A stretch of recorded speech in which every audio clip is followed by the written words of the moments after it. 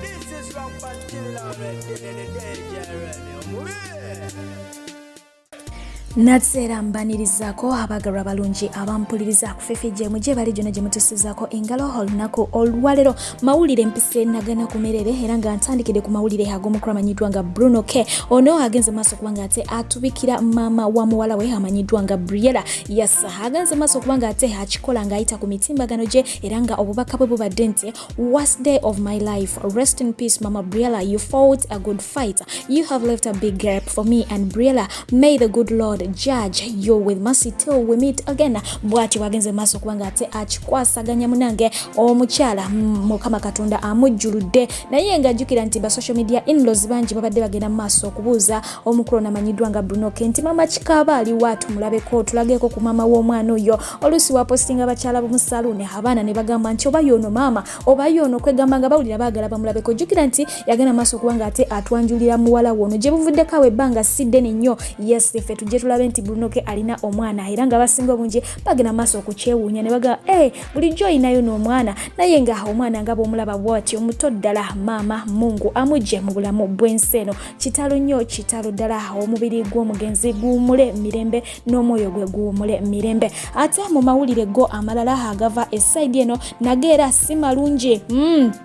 era nga wenjogera abasibe mu komera ly'ekabula babadde bagenda okubanga ate munange bakakalabya emirimu gy'omu nnimiro bagudde ku kabenje era nga kiteeberezebwa okuba nti waliwo abafiiridde mu kabenje kano. Akabenje kano kigambibwa nti kagudde ku luguudo lya Ntonda mu bitundu ebimanyiddwa nga ku mudaala. Abasibe 15 ababadde batambuzibwa mu mmotoka ekika kya Wisha UPDF 972 be bagenze maaso kubanga ate bagwa ku nabono obulanga kigambibwa nti abalumiziddwa oba bakoseddwa bonna baddusiddwa mu ddwaliro naye nga n'embeera y'omu ddwaliro si nnungi era nga balabiddwako bangi nga bali kuki ku floor bagenda maaso kubanga ate bafunira obujjanjabe. Ebifaananyi byantiisamuko y'ensonga lwaki sigenze maaso kubanga ate mbisharinga. Ate bo abagole baffe abakava mu mikolo abanekedde olunaku olw'eggulo wenjogera kigambibwa nti bagenze maaso kubanga ate babakuba mu mbuga z'amateeka oluvannyuma lw'okuvayoletinga amateeka gaki g'obufumbo naddala buno obufumbo obw'ennono n'obuwangwa ngamba obw'okwanjula. Yes kigambibwa nti basayininga endagaano omukulu ono ng'agenda maaso kubanga ate ayanjula omukyala amanyiddwa nga Teddy Naluswa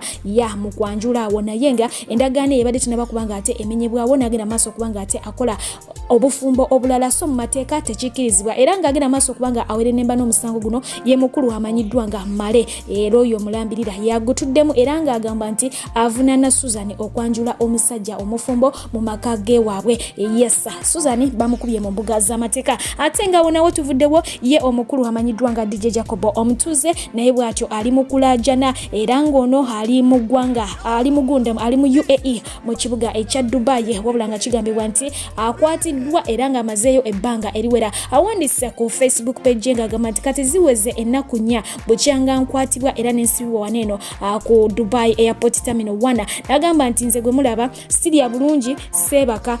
kwegamba ne weather yennyini egenda maaso kubanga ate empisa bubi ngamba nti nandibadde ntaasibwa nenva mu kifo kino banvunaana gwakuba mbu nina passport enfu eri fake gattako ne visa bwatyo wagenda maaso kubanga ate agamba era nga bamugamba nti passport ye ebironga kuki ku bantu ba Nigeria ate nga ye ava mu ggwanga lya Uganda. Ategeezezza nti agenze maaso kubanga akwataganako n'omukulu amanyiddwa nga Palaso n'omukyala amanyiddwa nga Flavia Namulindwa alabe nga ataasibwa okuva mu kifo ekyo naye ebintu si birungi n'akamu n'akatono ddala bwatyo n'alajanira Uganda Embassy eri mu Abu Dhabi egende maaso kubanga ate emuyamba olw'ensonga nti obulamu bwalimu bwakisiru nnyo nnyini ddala abantu babayisa bubi.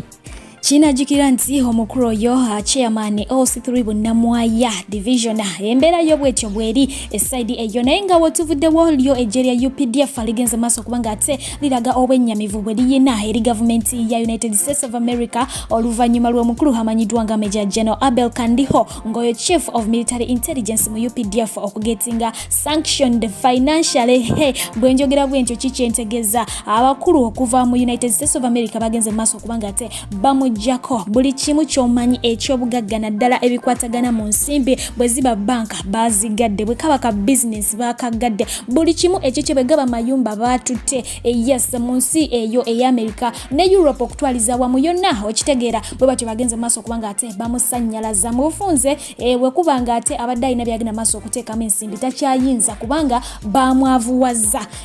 ensi eyo ezze egenda maaso kubanga ate epressinga sanctions ku bantu ab'enjawulo okugezanga Kayihura naye nga bo babadde nga babasanctioninga mu bintu birala nnyo okugezanga okubatangira okuva mu ggwanga lya Uganda okubanga ate bagenda mu nsi endala naye ku mulundi guno ono bakimukoze bwe batyo mu ngeri efaanako bwetyo wabula nga ate lyo ejje lya UPDF lyavudde negenda maaso kubanga ate liraga obwennyamivu bwe balina era nga kino bakikoze nga bayita mu mwogezi waabwe amanyiddwa nga Brigadier Byekwaso Flavia n'ategeeza nti abali very disappointed ne government ya America olw'ensonga nti babadde bamanyi nti mikwano gyabwe okitegeera okubakola ekintu ekifaanako bwe kiti nga tebasoose na kunoonyereza nga tebasoose na kulabula muntu ono gwe bagenze maaso kubanga ate bakola ki bakikola so embeera yo bwetyo bwefaananyi wabula nga ye avuddeyo ku nsonga eno yennyini n'agenda mu maaso kubanga ate abategeeza nti ye tali bothered at all n'ebyo bagenze maaso kubanga ate bamukola olw'ensonga nti ye talina business na United States of America era ng'agamba nti ye aconcentratinga ku mulimu gwe nga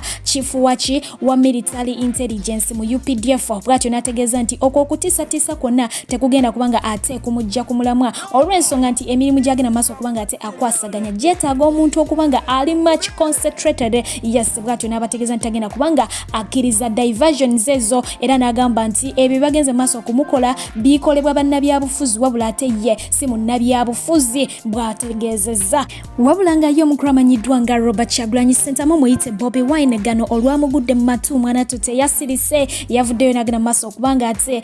naye abaweerezaayo ku bubaka n'agamba nti CMI ekulemberwamu omukulu ono amanyiddwa nga Major General Kandiho era nga yagenda maaso okubanga ate akulira ebikolobero byonna ebikolebwa mu ggwanga lya Uganda okugeza ng'okuwamba abantu okutulugunya abantu wamu n'okutugumbula abantu n'agamba nti kati essaawa eno nabo balaba nti mwana ttu basaba human rights egende maaso okubanga ate ekola ki nabe basaasira mu mbeera efaanako bweti ate nga be balina okubanga banenyezebwa mu bino ebigenda maaso okubanga ate bikolebwa mu ggwanga lya Uganda kwegamba kyewuunyisa bw'atyo n'agamba nti ka financial sanction kali highly welcomed bw'atyo n'ategeeza nti dictator Museveni n'emikwano gye gyonna oba ne bakyalibe bonna bajja kubanga ate bagenda maaso okukolwako mpola bw'atyo bwe yagenze maaso kubanga ate akwasaganya ku nsonga eno ey'okuba nti omukulu oyo amanyiddwa nga Major General Abel Kandiho yagetinze sanctioned financially awonga nawo tuvuddewo omukulu amanyiddwa nga Honorable Mathias Mpuuga naye teyasirise ku nsonga eno yavuddeyo n'agenda maaso kubanga ate awa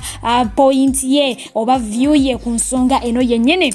Yes, omukulu ono agambye nti kino kiyinza okuwa oba okubeera ekyokuyiga eri abalala bonna abalowooza nti bakitalo nnyo bwe batyo ne bagenda maaso kubanga beenyigira mu bikolwa eby'okutoobola eddembe ly'omuntu bw'atyo n'ayongerako ng'agamba nti abasajja ab'engeri zino basaanira ddala okussako evvumbo olw'okukozesa obubi obuyinza bwabwe naddala nga batulugunya bannabyabufuzi abavuganya gavumenti era bw'atyo n'agenda maaso okutegeeza nti singa kisoboka abo bonna abagenda maaso kubanga ate batulugunya bannayuganda naddala mu biseera ebyokulonda nga akalulu katandikaawo omwaka guno gwennyini bandibadde bakola ki bakwatibwa ne basisinkana ebibonerezo ebyenjawulo wabula nga ate ye omukulu oba omubaka owa Nnyendo omukulu amanyiddwa nga Ssenyange ye agamba nti newankubadde nga ebyevvumbo birungi naye ate mwana ttu abantu bano basaana kubanga bakwasaako obwenkanya batwalibwe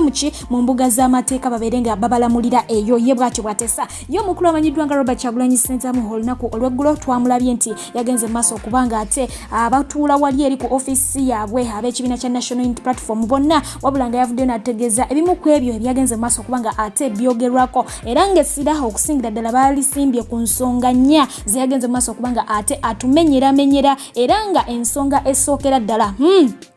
agamba nti bavumirira ekikolwa ekyakoleddwa gavumenti okubanga ate esitula ejje ly'eggwanga erya UPDF ne balitwala mu Congo okubanga ate munange bakola ki mbu balwanyisa bali abayekera ba ADF nga tebasoose nakwebuuza ku nsoba nakubuuza ku UPD nakubuuza ku babaka ba parliament wabula bo ne bakolanga bo ne bagenda maaso okubanga batambuza ekintu ekyo era ng'agamba nti omukulu amanyiddwa nga Yoweri Kaguta Museveni alabira ddala nti Uganda we yatuuka kyafuuka property ye kyayagala kyakola mukadde wayagalidde buli kiseera kyabakoze ki ayagadde ye akola kyawulira nti kyayagala nga tasoose nakubanga yeebuuza ku ki ku muntu yenna era agamba nti ekikola ekyo akivumira kubanga ensimbi nnyingi nnyo ezagenze maaso okubanga ate ziteekebwamu mu kintu kino ya amafuta agabatutte ebyo byonna bibalwanisa byonna bya ssente era ng'agamba nti billions of money zagenze maaso okubanga ate zikola kiziyiikireeyo mu Congo naye ng'ate kyewunyisa ensimbi ezo ziba zakwewola era ng'agamba nti mudda abazzukulu baffe be bali babakola ki bawere nemba n'amabanja gano gavumenti gegenda maaso okubanga ate eteekawo era ng'agamba nti international law yonna amaaso ekoze ki egegese eggwanga lyattu Uganda wonagenda maaso okubanga ate ateekako namba 2 ng'agamba nti bavumirira ebikolwa ebyokubanga bakwata ne baggalira abantu abawererako ddala abatalina na musango n'abannabyabufuzi okugeza nga Basegirinya ba Alan Sewanyana n'abalala bangi abakwatibwa mu biseera by'obulunti bonna bakyagaliddwa abantu abo beetaaga eddembe lyabwe ekyo agamba nti nakyo bagenze maaso okubanga ate bakinokolayo n'ayogera ku nsonga ey'okuba nti bagenda mu maaso olunaku olwokutaano lugenda kubeera International Human Rights Day bw'atyo n'agamba nti mu ggwanga lyattu Uganda teri muntu akyasinze kubanga amalako bannayuganda mirembe oba alinnyirira ddembe ly'abantu ng'omukulu amanyiddwa nga Yoweri Kaguta Museveni so agamba nti olunaku olwo lukulu nnyo so tulina okubanga tuluteekako nnyo amaaso bw'atyo n'agamba nti mu kusemberayo ddala tujja kubanga ate twerabira by elections era ng'agamba nti n'akalulu mu Kayunga district kagenda mu maaso okubanga akola ki kati nta so asabye abagenda mu maaso okubanga beesimbawo boogere ku ki ku ddembe ly'obuntu ne ku bintu ebyo abantu beetagira ddala okubanga bategeera eri eggwanga lyabwe oba okuva eri eggwanga lyabwe ebyo ebimu ku ebyo ebyagenze mu maaso okubanga ate byogerwako mu lutuula olwabaddewo wali eri ku offices za National Unity Platform. Bannayuganda abali mu ggwanga eri Amerika akambanjulire DJ Farouk omusabatuzi w'enguliko anti ono asabatula n'ebyenda ne bikwetokota yakuba enguliko kiggala n'awulira omuzibe n'alaba n'omulema n'atambula akuba ku mikolo egy'enjawulo omuli egy'amazaalibwa baby shower house party graduation n'emirala kamaala ate nga naawe atesetese ebivulu yakyasinziza ebyuma ebiri ku mulembe osobola omusanga mu kibuga California era nga n'ebibuga ebirala atuukayo musange ku namba y'essimu plus emu 7 plus emu 7 ye DJ Farouk ku Bay and Samu tokkiriza bagenyi bokwebowa. Yes, olunaku lwa Sunday olwo lwaggwa olwayita twalaba bulungi nnyo nga abantu abenjawulo bakuŋŋaanya okubanga ate munange balomba edduwa y'omugenzi Sheikh Nuhu Muzata era nga bangi basituka okubanga ate boogera era nga nagenda maaso okubanga nkuwa speech y'omukulu amanyiddwa nga Robert Kyagulanyi Ssentamu ku mukolo guno kakati nno n'omukulu amanyiddwa nga Lord Mayor Elias Lukwago naye yagenda maaso okubanga ate awa speech eyiye gye ngenda okubanga ate nkulekera wano bwe ntyo nkusabire Mungu oyo atakuumira mpera agira akunkumira beera bulungi nkwagala nnyo weeraba. Allahu akbar walillahil hamd. Sallu ala nabi. Salli wa sallim wa barik alayhi. Ensi yaggwamu enjege y'amaanyi olunaku lwe baakubasa ekirevu essasi. Kigambo ekyo n'okutuusa olwaleero abamu kye tuzitoowerera yakubumbawumba ebigambo byange lwensi sebo jjajja mbuga ekigambo ekyo kyatuzitoowerera era abasinga tukeesa lukya enkya n'eggulo mutulaba ne mutusaasira mugamba abo Bakyagulanyi Balukwago Bamulyanyama baani essaawa yonna ebyasiri balya wali omuganda ngono bwe yali mu campaign olaleeko Kyagulanyi yali luka ekiwundu kyayitaku mukutu wano abantu ne batunula bati ne bagamba kiki kino wano omutwe gikwatako abamu sebo jjajja nze baatuuka na kunsekerera nti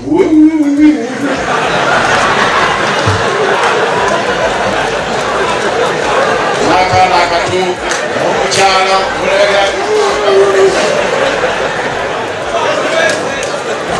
naye jjajja kati kiri kuba amaseeka kyegaaya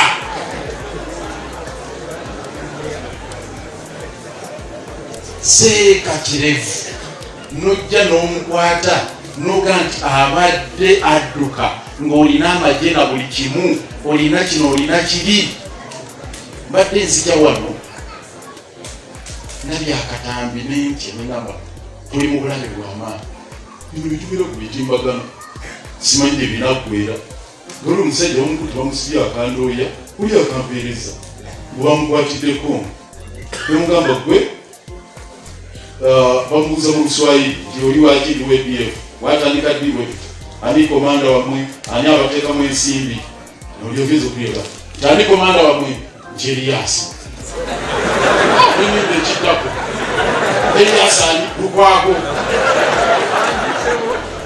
sentululira akatala engamba ebyo embeera gyetulimu nze bomu we yakuba nali mu stehol jajji okubuulira nali mu stehol tutudde tuli mu lukiiko akadede kavuga ku stehol awo abakozi bangi abali mu kizimbo ekyo omanyi tulwawo okusisinkana n'abakozi olwo lwe nalabamika bano bonna bakola mu stehol baafuna oludda ne lujjula bweruki kati ne batandika okufuna emisinde ng'akade kabagamba mudduka ekizimbe ate eri gye bava nga bomu bwekubye opposite YPS building n'abadduka ekibabo okuva eri kusajja ya parliament bayingira mu stehol ne kujja bagiraawo nange ndi mu mbeera bwetyo ya bunkenke ate bano batambuza butambi nti komanda gwabo kansubire nti waliyo ekkonge alina amanya agaalukwago naye embeera eyo njagala okugiwunzika bwenti nti naalumanya ne saalumanya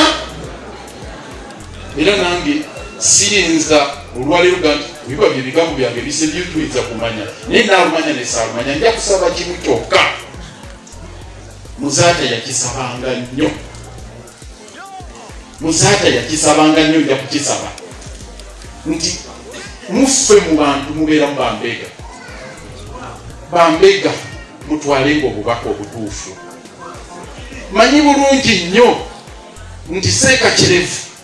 ne baseeka abalala bakwatiddwa ne bakubibwa amasasi bagenda okubakuba wabeerawo abatwala alipoota zibayita eza intelligence ate oluusi nga basangibwa namummwe wennyini muba amaseeka nja kubasaba nga ntuusa eddoboozi ebigato za muzaata nnene naye manyi nnyo bwe yakwatanga omuzindaalo sejjajja nsonyiwa okukyoke bwe yakwatanga omuzindaalo ngaaga abatwala amawulire mmanyi na wano muyinza okubaawo muweeyo amawulire matuufu muleme kuttisa baana babantu muleme kuttisa abamaseeka baffe muleme kututtisa semberayo ddala jjajja mutusonyi bwe twogeranga ebigambo bino mulemenga kanti babyabufuzi abo boogera tebamala era ne mutugambe nti ajje mumwogedde biki ebikyuseewo akaseera ke tulimu keetaaga dduwa sebo supreme mufti eggwanga lyetaaga edduwa okulitaasa kubanga amaloboozi agafa ag'ebyobufuzi kasita gakkakkanyizibwa bo bagakubye ekyo mukkirize amaloboozi g'ebyobufuzi bakoze eki bagakubye kati emundu yeeseka bomwekuba abakuumaddembe nabo bakuba emundu mwazirani mulabanga abala bafirimu ya James Bond eziri eDRC naye ekinaava ekkonge eyo abaaliwo mukyenkaaga batubuulira ebyaliwo naye ebirala enkola ey'emundu tusabe Allah agitutaase eggwanga lisobole okubanga bwe liba lirina kulonda tulondenga kalulu tukyusenga mirembe tukolenga ekisoboka kyonna okulaba nga buli kimu kikkakkana tukiwuse mirembe seeka kizanjagadde nnyo ebyafaayo byotwadde byensembayo nabyo Abu Sufiyani yabuuza nabbi baamuwa amagezi mugati Abu Sufiyani alina byeyeetaaga bw'onoobimuwa alabika ajja kukkakkana ekibuga kitebeekere Makka Makka mukanga akakane ayakane era ndowooza Abu Sufyan baalimuwa n'ata ekibuga Makka ne kiyakayakana. Jjajja Abu Sufyan waffe wano ayagala ki tukimuwe